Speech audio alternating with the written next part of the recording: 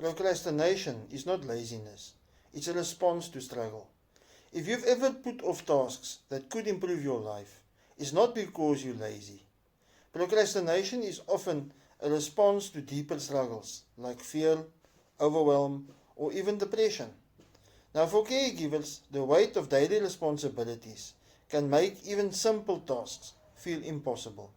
You might hesitate to take steps that could create positive change because you're mentally exhausted or worried about adding more to your plate.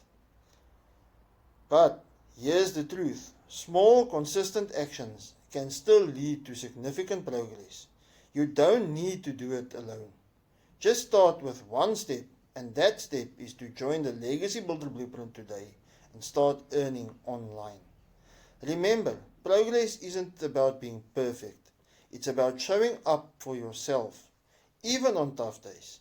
Contact me now via email, my website or DM, or by commenting on this video, and let me show you how easy it really is.